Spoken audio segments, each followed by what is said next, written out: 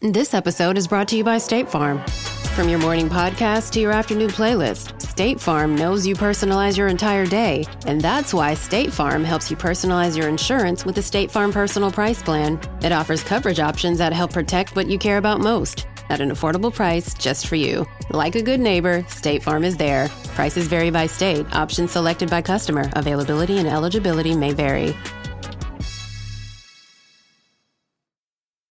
This episode is brought to you by Indeed. When your computer breaks, you don't wait for it to magically start working again. You fix the problem. So why wait to hire the people your company desperately needs? Use Indeed's sponsored jobs to hire top talent fast. And even better, you only pay for results. There's no need to wait. Speed up your hiring with a $75 sponsored job credit at Indeed.com/podcast. Terms and conditions apply.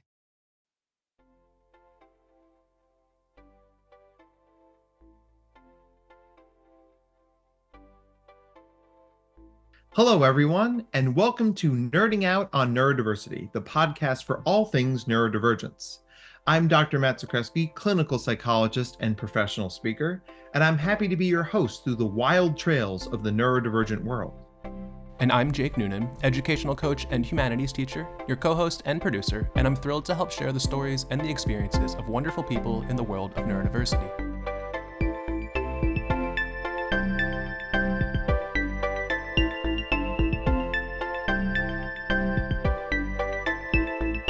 We're really excited for today's guest, which we are going to say a lot because we're always really excited about every guest we get. So let's get into it. Hello, everyone, and welcome to another episode of Nerding Out on Neurodiversity. I am your host and your number one fan, Dr. Matt Zakreski. I am a clinical psychologist, professional speaker, podcast co-host, and as Jake often reminds me, published author. Thank you for that, Jake. Going to deal with my imposter syndrome in one of these episodes. Speaking of, Jake, introduce yourself, buddy. Absolutely. It's great to be here again, as always. Matt, I will always remind you that you're a published author. But I'm really excited for our guest today. I know I always say that, but this day is also just as exciting. We have with us Jesse Schewchuk. And Jesse, would you mind just introducing yourself a little bit and telling our listeners a little bit more about you? You bet. So I am Jesse Schewchuk, CEO and founder of Modern Muse Media, not news, muse as in the goddess. And I'm a former award-winning television producer turned entrepreneur. And so I spent about 20 years in the film and TV industry. So, that just makes me crazy right there. Are we allowed to use the C word? Yeah. And then, I started my own business with an idea to help other businesses and brands with this thing called social media, digital media, and video storytelling. So got into that. And 1 year ago, I launched a nonprofit called the Menopause Mission. So I am the founder and president of that. And I've just started my second for-profit business called Your Menopause Muse. Yeah, that's me. So we'll just do 3 podcast episodes with you, one for each you do, right? The menopause stuff is it's so under talked about, right? And it's like, I want to make sure we carve out some time for that because that feels really important. But the creativity piece of this, right? Like this being a muse, like what does that mean for you professionally? Like what's that professional hat look like? Well, funny story. When I was a little girl, I watched this terrible movie. For me, it was the best movie in the entire world. It was called Xanadu. And I think it won the most razzleberries of all time, which is like the worst awards. So awards for all of the worst things. But it was my favorite. It was Olivia Newton-John, and it was all about this muse who inspired other people in art forms and such over different lifetimes. And so that really stuck with me. And I've been shooting videos since I was 10 years old with my grandma and grandpa's VHS camcorder. Like I could barely hold it. This thing was a beast. And after 20 years in the film and TV biz, it just made sense to be a part of others' creativity journeys. And this is something that can be really overwhelming and really daunting for most folks. in regards to thinking they're not creative or they don't have great ideas or they can't really get into this. And we break through all of those barriers because every one of us is a creative being. It's just about access points. So that's my day-to-day, is working with people to really overcome a lot of fear before we can even teach tools. I mean, that's exactly it. And also, I just want to say, like, also a fan of Xanadu. I may or may not have been in a community theater production of Xanadu the musical at some point. All of those tapes have been lost, as far as everyone knows. They're in the cabinet behind you, right? I don't want to talk about it. As far as you know, they've been lost. They're enshrined right next to him. Exactly. He talks about their vault. It's in there. Oh God, the soundtrack is playing in my head right now. Well, you have to believe your magic, right? Yeah. Oh, I always do. And I have Jake to help me when I don't. Nice throwback. Right? Oh, yeah. It's what we do. So talk to me a little bit more about entry points for creativity, because this is the thing I talk about a lot. I do a whole workshop on it. So it's a thing I think you and I are very aligned on. I mean, it's such a unique experience, right? And everybody has fears about different things. So you talk about your imposter syndrome. I think that that's just even more common than we know, talk about, or identify within ourselves. So there might even be a lack of awareness around that label per se, but one's still experiencing that. So I work with more folks, I would say, that are over the age of 35, 40 years old, where we weren't raised on this technology. And so it doesn't feel like it comes naturally. And we need to break down some of these barriers around this tool in order to let the creativity flow. Because as soon as we put this out of the way and we start brainstorming and we start ideationing, I don't know if that's a word, but it is now, then it does flow when we take out some of those blockers, which tend to be the technical aspects of things, right? Yeah. I don't know if I answered your question. Did I answer your question? Hey, you absolutely did. Okay, good. It's so interesting because one of the godmother to my daughter, she works in the TV news industry, right? And Rachel, if you're listening, yes, I'm talking about you. But she wouldn't describe herself as a creative person, right? She's like, I'm a producer. I make things happen. I'm like, is not the definition of creativity making things happen? I think we have this really narrow version of creativity that we talk about, where it's like music, dancing, painting, singing, whatever it is Lin-Manuel Miranda does. Like, it's very narrow. So if I'm reading you right, it sounds like there are a million ways to be creative. It's about figuring out your way to do so. Most definitely. You look at my numbers clients. And so those are the folks within financial worlds, banking worlds, whatever the case may be. And they are the first to say, we are numbers people, or I'm a numbers person, and I'm really mathematical and logical and all of those things. But what's really interesting is when you glean from them how creative they are in and around numbers, the ability to move them, map them, visualize numbers in their head is a creative ability. Right. And one that I do not have. Math is hard, but but to each their own. And so I'll go back to, we're all creative. I mean, you look at small children, it's not as though the accountant children are doing something different than the videography children, right? We're building blocks, we're painting pictures, we're sculpting, we're creating, whether that's with numbers, whether that's with letters. And I think pretty much almost everything we do has a creative aspect to it. Even organizing the spice cabinet, right? I love me a good organized spice cabinet. I mean, my spices are a mess right now. And I'm judging. We just had a dinner party and things got crazy, right? And my oregano is not where it's supposed to be right now, guys. And I actually really want to go fix it, but I'm not going to. I know you're thinking about how the black tops are not with the red tops, but they need to be. Yeah. Quick, Jake, ask a question. I need to self-regulate. My entire spice rack is just chaos across the board. Chaos.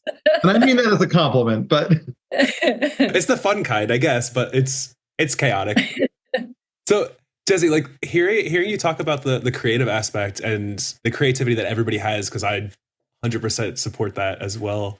Can you tell us like a little story in a sense of a numbers person who came to you and was like, I have no creativity whatsoever? Like what did that look like? I think oftentimes in the marketing world is when we can tap into emotion, which tends to be a bit, like maybe not as accessible or readily accessible for logical brains. But oftentimes when they don't need to look within themselves, when they can actually look to their clients' experiences, we're able to get there more quickly.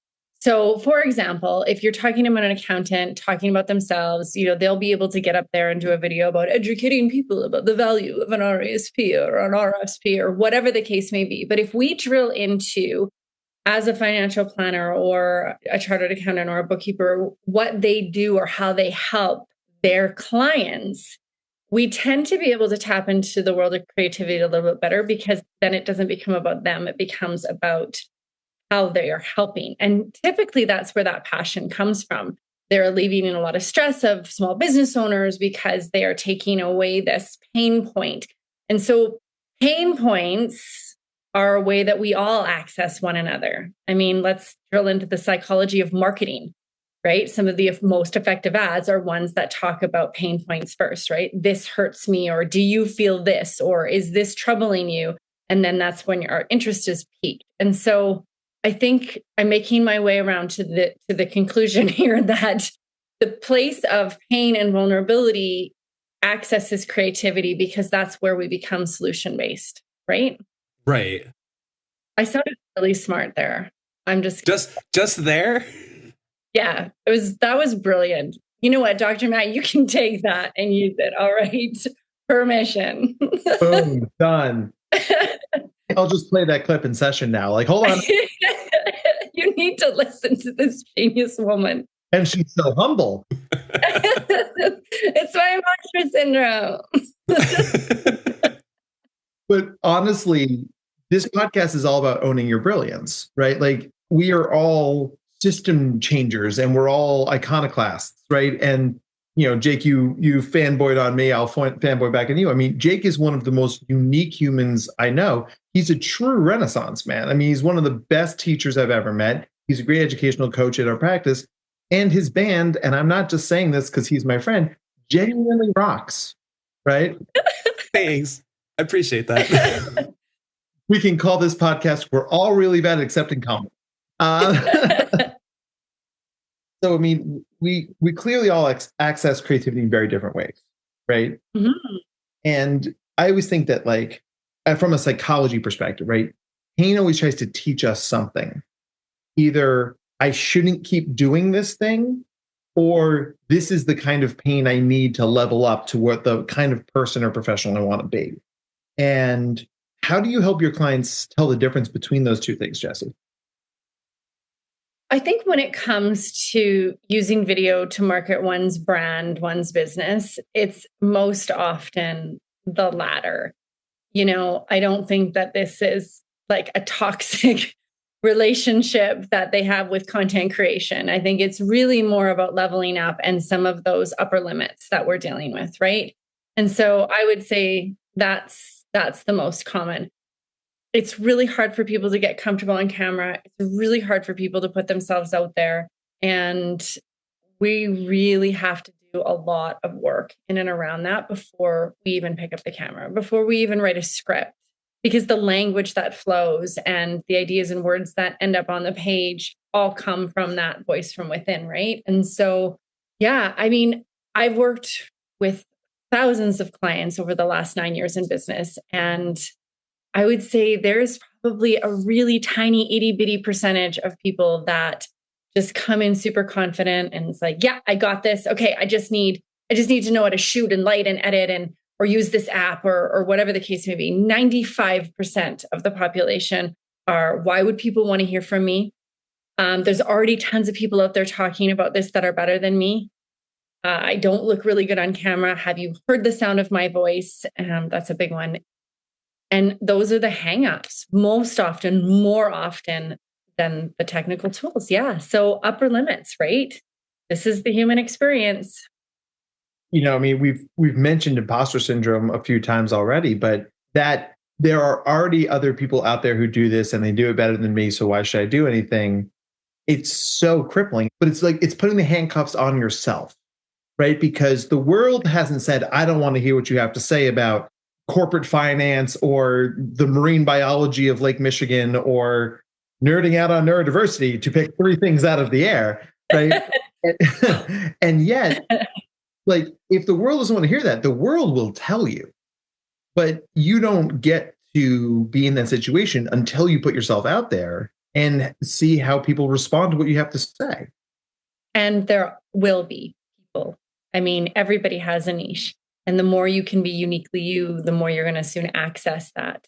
And I bet you, your niche through video would be very different than Jake's niche, would be very different than my niche, right? And there are such a tremendous amount of people in the world. I'm always reminded when I travel of how small our little spheres actually are. And we're thinking about this little tiny sphere around us. And it's just like, you have global reach now.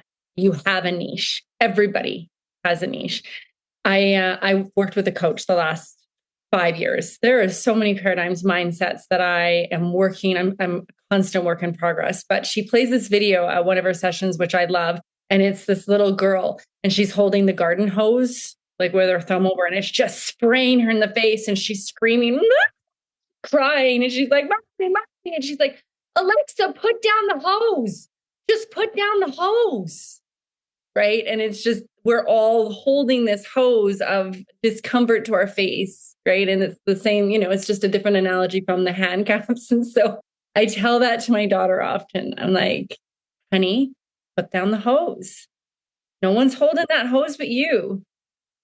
I mean, we're just carrying around so much pain, right? And I think regardless, when you're in any human-facing business, we're all change agents. And to help somebody change really involves helping them release some of that pain. I tell my clients all the time, it's like, because I work with a lot of kids, you're carrying around a backpack that has all these heavy books in it.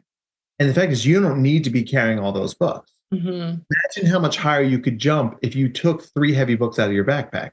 You could jump a lot higher. Now, you may not ever be Michael Jordan, but you could jump a lot higher than you are right now if you were able to release some of this stuff. And I think we don't know how much we're carrying around until somebody outside of our systems says that out loud to us. Yeah. Yeah, I believe everyone needs that, whether it's a therapist, whether it's a coach. And oftentimes that's not our family or friends because they're in it with us, right? Oftentimes we attract people who have a lot of the same things going on. And so bringing in someone into your life that can be that observer and raise that awareness piece.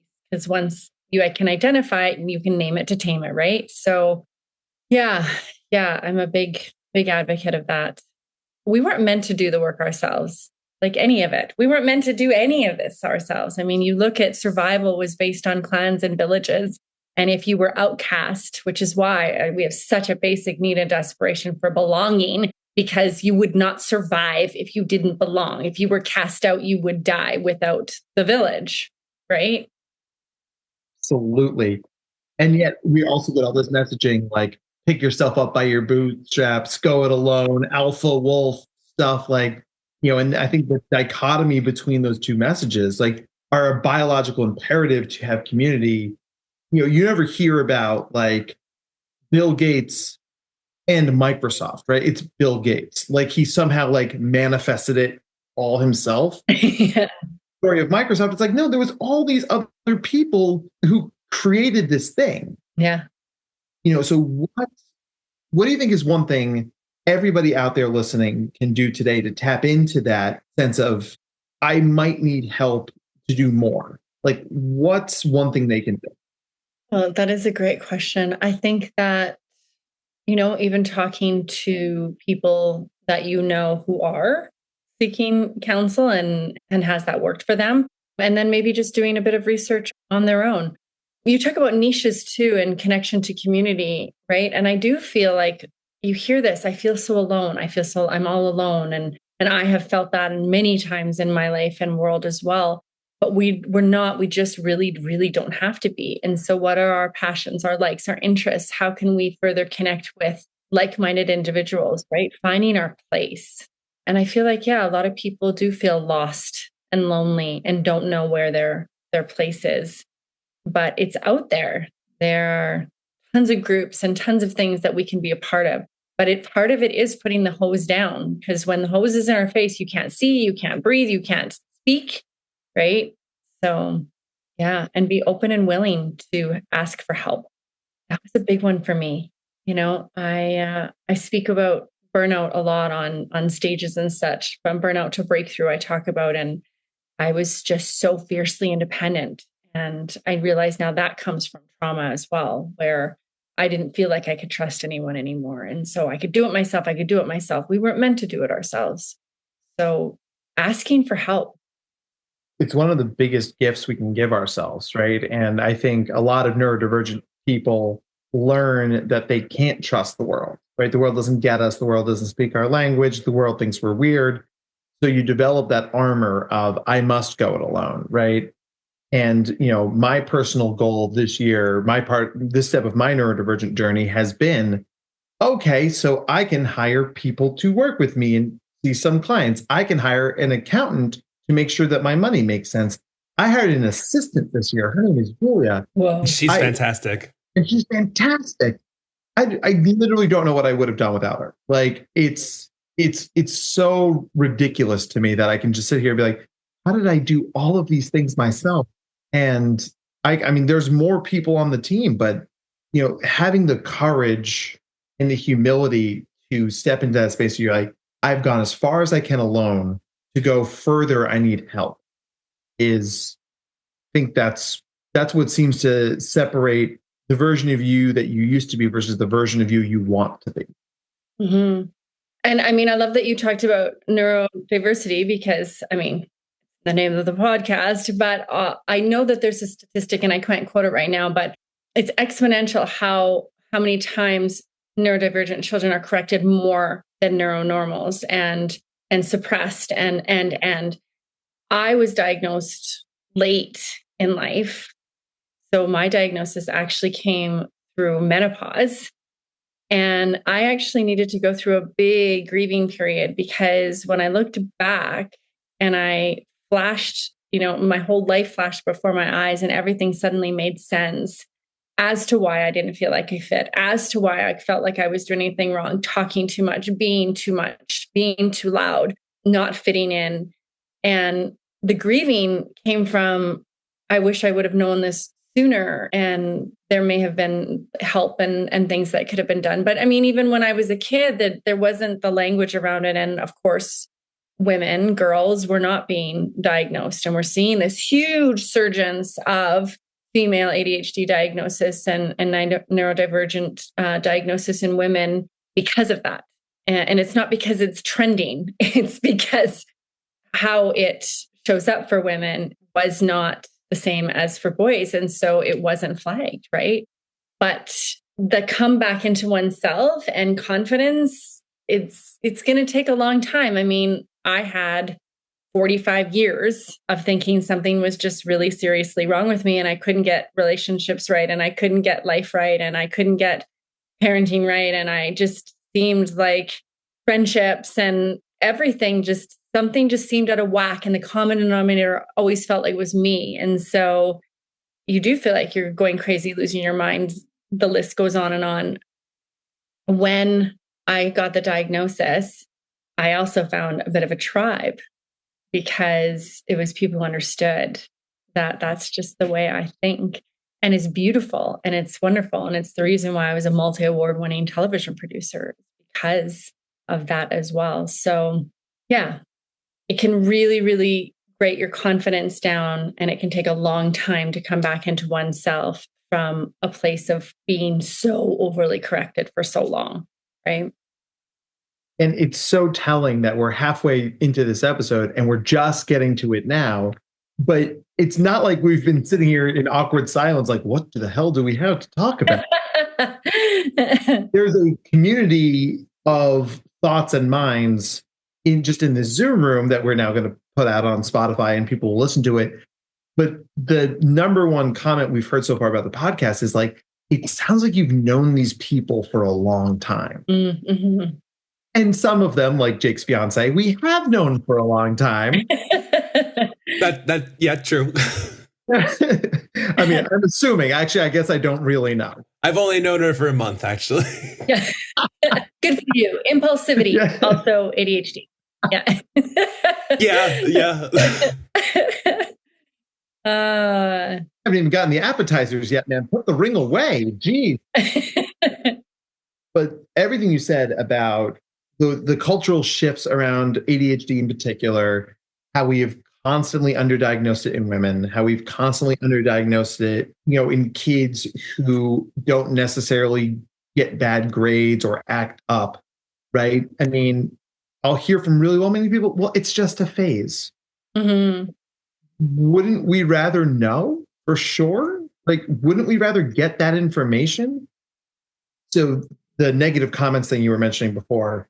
So ADHD kids get 20,000 more negative comments than neurotypical peers, which usually equates out to be about 17 times more than your neurotypical colleagues would be. So when you said, I was like, I know those numbers. I'm going to say them later. I love it. You were holding on to that. And way to circle back and remember. Oh, yeah. Because that also is like a celebration, because for me, that may have been lost. Have a Google Doc up as we talk, just because otherwise I will forget them. I love the truth. Well, and then you get that ADHD feeling of like, I forgot what I was supposed to remember. You remember that you were supposed to remember something, but you don't remember what you were supposed to remember. Jake, you are grinning at me. I know you know this feeling. There. All too well. Every single day, every time we have an interview, I'm like, do we have one today? I forget. I see seeing people on emails is a good idea. I love it. So if you wouldn't mind, Jesse, do you mind sharing with us sort of your diagnostic journey and how that turned into these menopause businesses or groups that you've created? Yeah, so we're going to go a little bit deep and dark here for a second, and just a trigger warning to anyone in regards to suicide. So in June of 2022, we were approaching summer, which is definitely a high time for me. I'm very active. I love summer. It's sunny, and I found myself in bed crying relentlessly. And I couldn't get out. I was very, very depressed. I had not been sleeping for the last few months, waking up between 2 and 4 a.m. with massive anxiety, like heart palpitations, panic attacks, not being able to get back to sleep. So not rested, not well, in a place of suicidal ideation. And my daughter came and sat on the side of my bed and said, "Mommy, do I need to call someone?" And that's when I knew I did. And so I was already on the list for the menopause clinic at that time, because I had blood work and my annual physical, and we saw that my FSH levels were higher, which is an indicator of menopause or perimenopause. And so essentially I was waiting, and there's nowhere to go. Like, you go to your doctor and she's like, "Yeah, I sent the referral." And a lot of people that go to the doctors get totally dismissed, and "You're too young," which I heard a lot of. And so I went to my naturopath, and my naturopath ended up treating my depletion and total burnout. And so I was depleted. My hormone levels were just completely out of whack. My cortisol wasn't even high anymore. It was flatlined. And so it was altering my sex hormones and such, which was sending me into early menopause. Also in my family, but I was experiencing this really, really intense traumatic version of it because I was so depleted. A part of that, when you look back, of course, hindsight is 2020, is I actually thought I was losing my mind. And so menopause for me hit me up here in my head the most. And so my mental health spiraled. And so what happens is we have estrogen receptors all over our body. And I was actually post-menopause at that point. So I was going through something called an estrogen crash, where I was like bottom lined. I didn't have any estrogen left. So suddenly I had gained all of this belly fat where I had a 4-pack. Like, I was a runner. I was still running 11K a day, and I was eating well, and I was still gaining weight. I couldn't articulate and finish sentences. And I thought I was going crazy because I was finishing those sentences, but I was just doing it in my head. And so my daughter and my partner, would say, you didn't say that, or you didn't say that out loud. And then they kind of almost needed to be in the team, in a room together as a team, to be able to kind of call me out on that, because I was like, no, I did. I said it. I couldn't think straight. I couldn't find things, my phone, my keys, anything, really anything. Like I felt like my brain was melting and coming out through my ears. And then of course I was dealing with these night sweats. And so I literally felt like the Wicked Witch of the West, like a bucket of water had just been poured on me and I was melting, mostly up here, right? You lose your confidence, you lose your cognitive and executive function. And I know now that menopause actually exacerbates any symptoms that you have going on in your body. And so joint pain, skin crawls, eyes, ears, like it affects absolutely everything. And for me, it was my ADHD. Now, what I ended up doing, because, this is what anybody would have done, is I ended up getting a license through TELUS and producing a 22-part documentary series on this, because I needed information. I needed to find out what the heck was going on. And there's waiting lists for all of these incredible experts, unless you have a camera and you're going to feature them on a TV show. And so I was able to get into their offices within a week's time and talk to the top of the top experts around the world in regards to this subject matter, study this subject matter. And in the meantime, I was being treated through IV therapy weekly, just to get my strength and my health back and my mind back. It still didn't get me there. It was when I got into the hormone clinic, which took almost 2 years. Like this, through the course, I was on the waiting list for almost 2 years. And I got onto hormone therapy, was when I actually felt like I could think again. During that time, I actually had to give up the reins of my business because I couldn't work. I couldn't function. I couldn't do the way I used to be able to do. And it was a massive identity crisis. Yeah. That was just the Coles notes. Yeah. And like, this is one of those times where I just feel so aware of my male privilege right now, because I tell you, I've never considered that. Like, I can say that with no false modesty. It's just like, it never occurred to me how menopause could disrupt the entire system like that. And I honestly, I feel like an asshole. Like, and I've known you for 37 minutes, right? And I'm just like, how did I not know? And it like makes me want to go upstairs and give my wife a hug, which I probably will do when we're done. Like, if I can get really real for a second, is like, there are so many people who are going to hear what you just said and go, oh my God, that's me, or oh my God, that's my sister or my mom, or, and you just shed a lot of light on something that I feel like a lot of people don't talk about and don't know about. So, I mean, like, thank you. Genuinely, that was a very powerful thing to hear.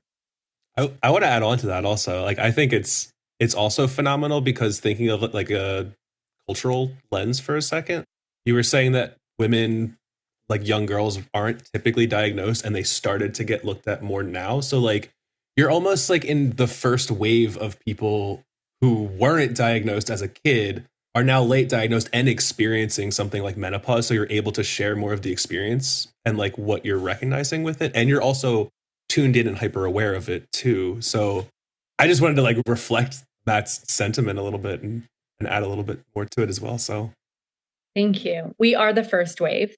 We're the first wave that are speaking about it. Our mothers are pretty reluctant for the most part, or were reluctant to talk about it at all. When you talked about that fierce independence, that lone wolf, our phrase was put your big girl panties on. And that was, I mean, I have a sign in my office that my dad got me for my 40th birthday that reflects that. And I keep it there to remind me to not do that, right? Because I did that for a really long time. And I was hospitalized for burnout twice with pneumonia. I mean, this was serious, right? But the diagnosis of women with ADHD were definitely seen and much more prevalent in these later years because menopause will exacerbate the symptoms, and because, you know, it was dismissed or they didn't know the symptoms as they presented for women. So we're definitely seeing that wave, and that is coming with the hormonal shifts. It is also present in teenage girls. And so basically menopause is the reverse of puberty. And it's just depending on the unique individual, it's happening at a different level of grade, if you will, than you went through it with in puberty. But it impacts the entire body. There's 60 to 80 signs and symptoms as it relates to women's health, and most often misdiagnosed for depression. So what is happening as there's this lack of information is that rather than dealing with hormone health and balancing out the hormones, women are being put onto antidepressants. And not that I'm antidepressant, because I think that there's definitely a need. But if we can balance out the hormones like we did for me, I didn't need to go in that direction because I was able to get my life back. Like I was able to get my joy back, right? And so we addressed the hormone health first. And the hormone health helped the brain health. And it's all like, I mean, this is this is connected, and I'm pointing at my head. So the mental health and how menopause affects that is where a ton of research is being done. Highest rate of suicide for women is between the ages of 45 and 55. Why? They're finding that it's most likely directly linked to menopause and perimenopause. Really just connecting that dot even a step further, right? Like antidepressants can be a great tool if you have depression. Yeah. Right. Exactly. If you're missing it, right? Like, when I talk to my female clients, it's like, I'm like, oh, you're going to see your OB or you're going to see your doctor. Like, yep. And they're going to ask me how much I weigh. They're going to ask me when my last menstrual cycle was. I'm like, but you have a broken ankle. Yes. And it's just like, boy, we are doing medicine so wrong for women, aren't we? Like we are just missing these internal metrics of hormones. And because if you don't think to ask those questions, you'll never get that data. And if you don't have the data, you're going to draw the wrong conclusions. Mm-hmm. And yeah, we don't. I mean, we're really lucky right now. And I'm saying this with total sarcasm if you can't hear it, but we're really lucky right now that women's research for women's health is being done on women's bodies, because up until the turn of the century, it was being done on small men. Like I'm talking not so long ago. So yeah, there was a little bit of meno rage in there. You're welcome. Yeah, I mean, how can it not be frustrating? It's seriously, like, I'm not even kidding. And so research is coming. Conversations are being catalyzed. I am definitely a part of this movement. I was on a mission, which my nonprofit for menopause is called the Menopause Mission, because I'm on a mission to make this M word mainstream. I talk about menopause in almost every single conversation in business, whether men or women are present. It doesn't matter. And whether they're uncomfortable or not, it doesn't matter, because we have to, as the matriarchs of the family, as often the person that is the glue that holds everything together. When the women fall apart, and they do, and they will, and it affects everybody differently. And so some people coast and they are lucky to have a gradual decline of estrogen. But if you're going through an estrogen storm, which is the perimenopause, which is the hot flashes, or you're in an estrogen crash or anywhere in between, there are so many things that are impacted, and doctors have about a few hours, if that, of training in all time of their study on menopause or women's hormone health. So most times they actually just don't know. And so, I don't want to get onto a negative doctor, bad train, because it's not. It's that the whole system needs to change in regards to the education in and around this. And of course, bringing it back to neurodiversity, this becomes a massive mental health issue. I'm going to throw out a stat for you here that I actually remember. 1 billion women will be in menopause in 2025. 1 billion. Holy shit. I need you to say that again. 1 billion women will be in menopause, including menopause in 2025. And that's like out of 7.5 to 8 billion people. Right. Holy shit. This is going to impact families, homes, workplaces. You look at not only suicide rates, but divorce rates are the highest in that age bracket as well. Why? Total meltdown, identity crisis. spiritual, mental, physical. It affects every single aspect, right? And so, yeah, what are we doing about it, right?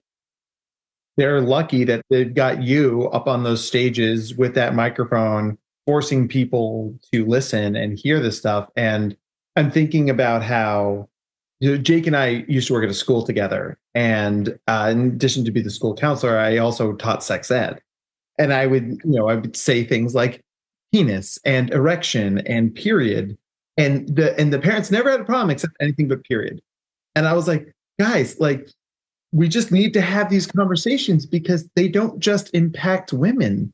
They impact everyone, right? If we tell that these conversations are only for certain environments behind certain closed doors, we stigmatize them, whether we mean to or not. Mm-hmm. And I would wager that there are a lot of the societal norms and discomfort around periods track right up onto menopause and perhaps even exacerbate it. So like, you jumped onto a podcast with two guys and you're talking about this and I hope we're hanging with you. I feel like we are. But you're doing great.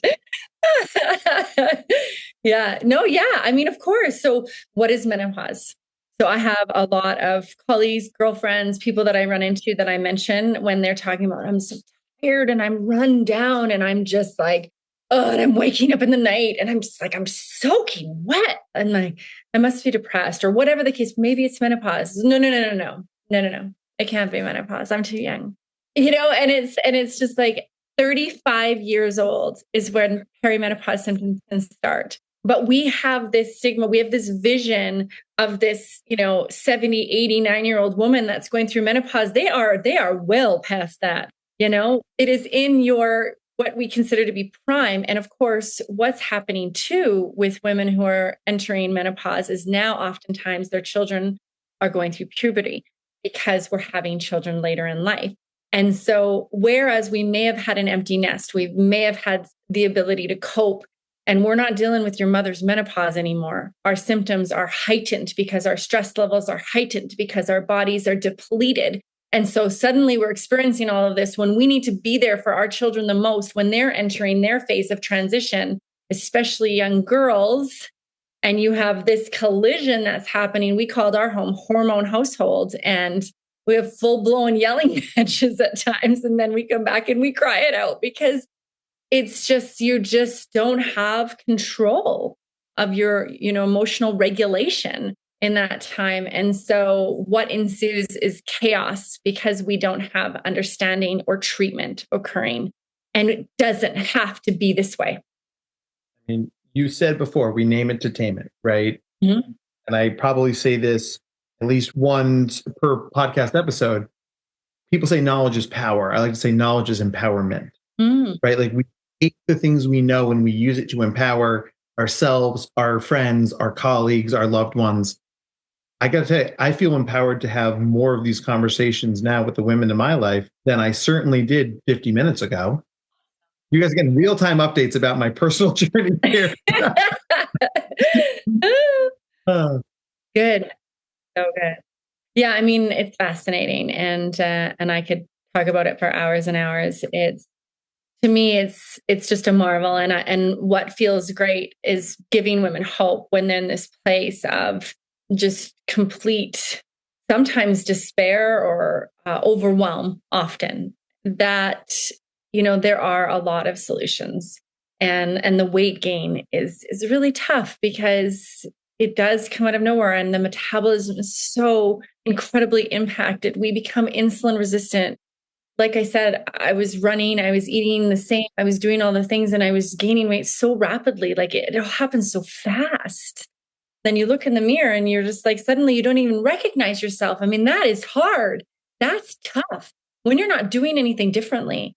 And so there's so many different things, but you just need the knowledge, which is power or empowerment, as Dr. Matt would say, to be able to take action steps. And then you feel like you have the reins. It's just like, okay, what do you mean I have to wear a weighted vest or work out differently, totally differently? And I need to learn how to do this and eat differently and start out with protein and show up to work differently and have maybe workplace supports, which would be different, and asking for help, getting different things into place to essentially push you up. I'm feeling like there's these tent poles right in this puddle of fabric, and you need to have all these people around you that bring you up to raise you back up again into a new kind of power.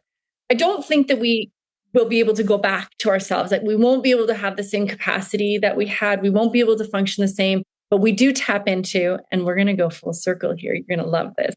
We do tap into new creativity. So postmenopause is when more women are starting businesses or TV shows like Oprah Winfrey in her 50s, or writing books or coaching or mentoring, and really leaning in to the wise elder of the village. And so us and killer whales, the only mammals that actually live to menopause. And so what we're doing in those years is back to that inner child's light and creativity. We just need to get through the eye of the needle. I'm calling it now. I think working title for this episode: what can killer whales teach us about creativity? It's so viral. I feel like we could talk to you all day. I'm just so humbled by everything you shared with us, and I appreciate it so much. And I mean, there's nothing more earth-shattering than ADHD or on a mission. So, and you are just living proof of that. So thank you. We're going to shift into our wrap-up questions, and then we'll have you send our audience home with a little nugget of knowledge. So my question for you, Jesse, is if you could have any superhero on speed dial, who would it be and why? Oh, no. Okay. Marvel. Oh, wait. Okay. And then, of course, I blanked. Help me here. I'm sorry. Ryan Reynolds. Who's Ryan Reynolds? Oh, Deadpool? Yes. Because he's just so funny. And laughter is the biggest thing that lifts my soul and spirit. And so, yeah, easily just to shoot the shit and laugh all day long. I watched Deadpool and Wolverine on the plane ride home yesterday and laughed out loud several times. And they're with you. Jake? You got me thinking about like Deadpool and Gambit and everything now. My question for you. Like the Minions? Like Gambit's my favorite by far. But my question for you is, what's your favorite word and why? And it can be a phrase, and I'm also going to say that ideationing. Yeah, it's a good one. That can count, but a second one as well. Okay, because that was so good. I would say vulnerability. Yeah, I would say vulnerability. So I really, truly believe that is through sharing of our stories and our experiences that we can learn and that we can connect. And that's how we are community. That's how we really feel like we're not alone. And so if one person listened to this, if one person is in the audience standing on stage, I will still give my talk, because if it could positively impact them to say, keep on going or seek out help, advocate for your health, then that is good. And so we need to be more vulnerable. We're watching everybody's highlight reels. I teach social media. I know this, right? And so the more we can speak our truth, not live and ruminate in our negative experiences, but share from a place of overcoming, then that's where we truly create community. And I almost feel like what you just said is a nugget to leave our audience with, but is there anything else you'd like them to take away from listening to you? I just said it, and I'm going to repeat this one. You need to advocate for your health. No one else will. No one else is going to. Your sister, your parents, your husband, your children, we have to put our oxygen masks on first. And we talk about this, but the action, especially for women, of doing this, that's where we need to see some growth, and it can happen. We just need to be given permission to. So yeah, you got to advocate for your health. And if you're feeling something or something's not right, go and get to the bottom of it and figure it out, because it's worth it and you're worth it. I mean, brilliant. Awesome. So please take that with you, audience, and run that. That's a thing you can hang on to for the rest of your life, because your life matters and we want your life to be as good as it possibly can be. Well, this was an episode that absolutely justified both of our excitement, especially Jake's I'm so excited for this person because you are always excited. But the best thing about this podcast is that our guests always rise to the occasion. In this case, blew both of us out of the water. So, Jesse, thank you so much for your wisdom and your humility, your vulnerability, and your passion for all of this. Someday I'll talk to you about my social media game because it's not great. That's a conversation for a different day. Speaking of social media, sorry, real quick, Jesse, where can everybody find you? Oh, awesome question. So my company is called Modern Muse Media, as I mentioned, and that is on both LinkedIn and Facebook. Jesse Schewchuk, both LinkedIn and Facebook. And then on Instagram, I'm Ms. Jesse Muse. Adding, following, doing all the fun things. Well, go out there and continue learning from our awesome guest. Until next time, when we have another awesome guest, I'm Dr. Matt Zakreski, and this is Nerding Out on Neurodiversity. For all of the team here, thank you for learning with us and listening to us. Jake, you want to take us out of here? Thank you for everything, Jesse. Thank you for sharing your story. I really genuinely appreciate it. Have a good one. Bye. Nerding Out on Neurodiversity is brought to you by Dr. Matt Zakreski and the team at the Neurodiversity Collective. To learn more about the Neurodiversity Collective or to be a guest on the podcast, please visit our website at www.theneurodiversitycollective.com/podcast. Audio and production by Jake Noonan. Show your support by subscribing, leaving a 5-star review, and telling your friends about us. Our Instagram and social media handles are at #NoonPodcast, NOON podcast. Your support is appreciated and keeps us going. All discussions presented on this podcast are strictly for informational purposes, awareness, and understanding. The advice presented is not and should not be considered to be therapeutic in nature. If you have any mental health questions, please contact your provider. All rights reserved.